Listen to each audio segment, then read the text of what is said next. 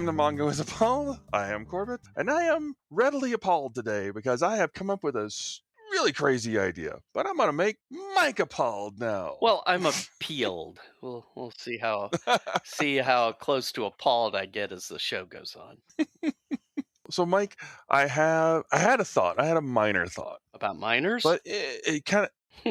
No, it's not. It's about Carl. Ah. It's about our old buddy Carl and his famous mantra, the mantra that pretty much makes the first book, that has sucked everybody in and is actually embedded on the cover under the jacket. Which, by the way, secrets for anybody who doesn't know this. If you have the hardback books and you open up the jacket cover, there is a secret message on the front cover, which is always funny because my brother-in-law will take the jackets off so that way he doesn't damage them while he's traveling back and forth to work. And there's some really funny cover jacket messages.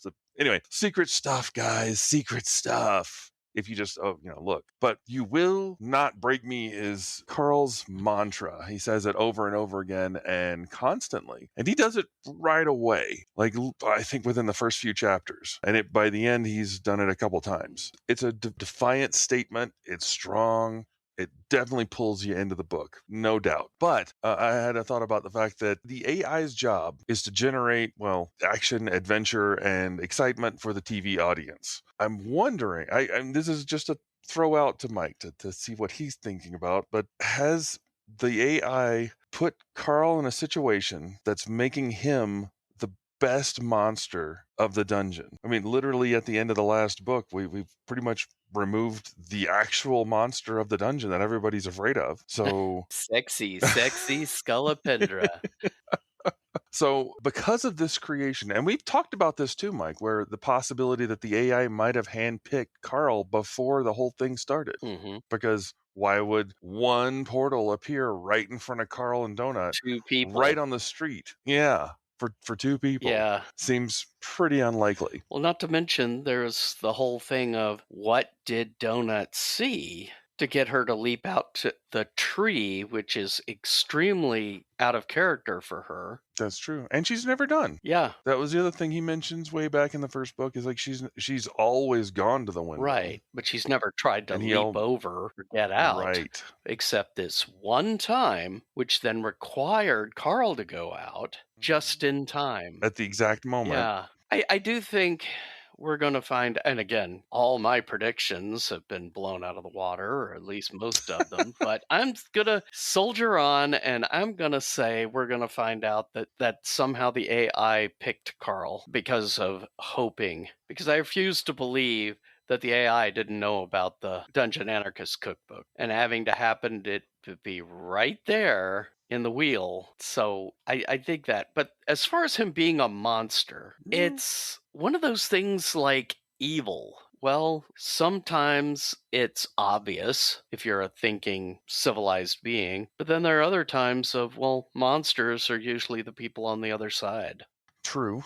The thing you have to hate. If you're the Syndicate, hell yes, Carl's a monster. If you're the rich jerks, either playing the Celestial Ascension or in the Scullipendra Club, yeah, Carl's a monster. Well, I think the opinion of the hunters on the 6th floor would be that for sure. Absolutely. A guy says, I'm going to kill every single one. Not one of you is going to escape no matter what. That's kind of a monstery thing to say. A little bit. And I think it's brought that hunter with the attack weasels without a mouth. Oh, yeah. Who spoke in sign language. He made it at the Butcher's Masquerade. He made it very clear. What am I doing here? I'm trying to earn money to keep my people alive. That's it. I have no ill will to any of you. Yet Carl killed him to fulfill that oath. In a pretty... no, his was a relatively immediate and painless death. I'll give him that compared to a lot of the others. True.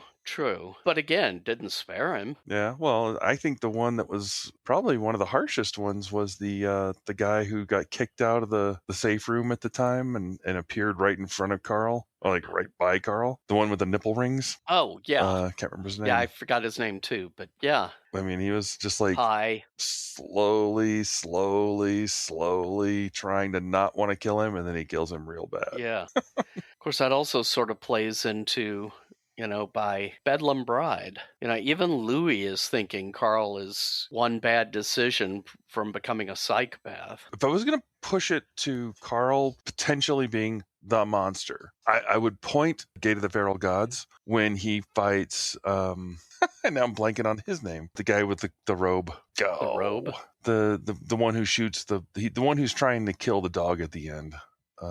Quan CH. CH, yeah. When Quan CH shows up and he fights him hand to hand and is No like pun intended. yelling. Yeah, well, when he's fighting with him and he's yelling out, "You're a bully! You're a bully, and nobody likes you!" And you can tell he's obviously yelling about His father. potentially his father. A part of me felt like he was almost yelling at himself, but I don't see him as a bully. So I don't know. I don't believe that. But the thing is, he's yelling at him, not paying attention, and rips the guy's freaking arm off without realizing he did it. Yeah, although I guess it was, did he rip it off or was he just holding on to it and Quan, just desperate to get away, flies off and it rips that way? Possibly. I don't know. On the other hand, He's it's kind strong of at that point. tomato because he certainly didn't have a problem with it. And what's the first thing he did? Put it in his inventory. Yeah. Who does that? Actually, he was holding it subconsciously for a long time, wasn't he? Just That standing I there don't thinking about it, remember. like I'm He made it. still holding the arm. What the Yeah. hell? So, yeah, Quan certainly thought he was a monster. One could argue killing all the hunters, whether or not they even had a choice to be there. I mean, yes, plenty of them deserved it, but every single one, maybe not. That was the one thing that was their mistake every time. As far as the hunters are Mhm. concerned, he would feel sorry for them. Because I remember the hunter, future hunter. Oh, the orc girl. I will not forget that The name. orc girl, yeah. No, that was her name, Future Hunter. Yeah, Here future lies hunter. Future Hunter, who was Hunter, the former Hunter, who was the future Hunter. Hunting the future? What is she doing? Yeah. He really felt sympathy for her up until she mentioned, and almost every single hunter does the same mistake. It's like, well, You can't kill me. we're real. We're real people. You're not. And then he immediately shifts. Yeah. Not only am I going to kill you, I'm going to mark you with that damn ring, which also is pretty monstrous. That ring. I will say Frank Q or no Frank. Yeah, Frank Q definitely set him up. He yeah. even told him like this is going to be a terrible thing to give you, and it's like, no, it seems like a great thing to give me. And and it's going to kill. It's going to ruin you, and you won't say no to it because it's so useful. Now he did destroy it though. Well, Donut destroyed it. But again, he struggled with it, and I think in the end, if the person that finally convinced him was Donut, I don't think he was listening to anyone else really. He'd be like, "Yeah, okay, this thing is bad, but it's so useful, and I can quit anytime I want." He didn't say that, but that was kind of the implication. Yeah, it definitely was a smoker's habit going. Yeah. Which I will admit, after oh man, is every book blanking on me today?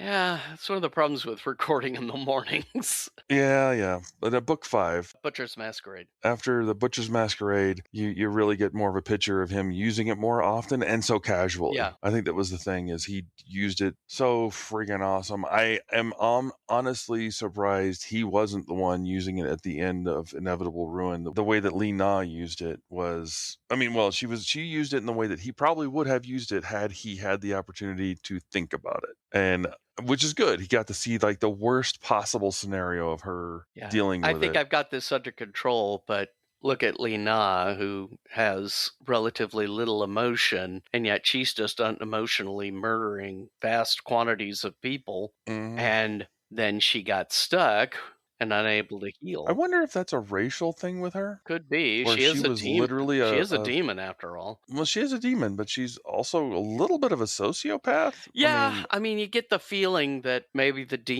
choosing the demon influenced her a bit, but she was always kind of I think you're right. I think she was always a sociopath to a degree, and maybe that's why she chose the demon. Maybe.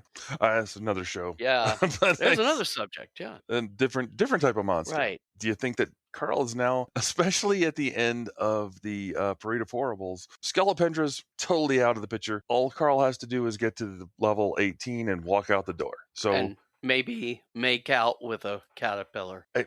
Like we all don't want to do that. But But no, is Carl taking the place of Scolopendra because the AI designed him? Every single person in the universe is in the god fight, and they're all going to be going after him. I mean, they might go after each other, but I have a feeling they're all just going to team up. It's Carl versus every I single think it's god. going to be a lot like Faction Wars, where Mm, initially they were all supposedly allied against Carl and the crawlers, but they mm. can't help themselves. They're narcissistic, egocentric, treacherous asshats that will stab each other. Yeah, and that's the thing, the crawlers, for all their problems, they generally trust each other, not stab each other in the back. That will never happen. It never happened with Faction Wars, and it won't happen, I think, in the Celestial Ascension. I think in the end, most of them will end up stabbing each other as opportunities. But yeah, I think at this point, Carl is the second biggest monster in the dungeon right now, as far as certainly those people are concerned. The biggest is the AI. I think after Parade of Horribles, that's the biggest monster everyone is scared of. But like you pointed out, is Carl's just a minion of the AI as far as they're concerned? Probably. Yeah. But again, yeah, it's a matter of perception. He's a hero to crawlers and to some, at least I think some of the NPCs. It's a lot to chew Yeah. on, and that's kind of the beauty of the books, though. Right. And the last thing I want to mention is that remember in the first book when he killed the hoarder and he Right. was so scarred and horrified by it? Do you think Carl now would blink twice if that's what he needed to do to keep people alive or keep him and Donut alive? Yeah. I don't think he would. I think he would not. He might feel a faint regret later on, but at the time, no, I think he'd just do it. So is that a monster? Maybe. Probably. He's heading that way. I think it's just a matter of will he break or will he not break, and that's probably what everybody's waiting to see. Yeah. Will he sacrifice himself to keep the Celestial Ascension from completing while everyone else escapes? Well, not to set you up for this, but we all have our limitations, Mike. And they will not break psychopaths like us. Oh, until next time. Chitty bye. That came out sounding way more racist than I intended.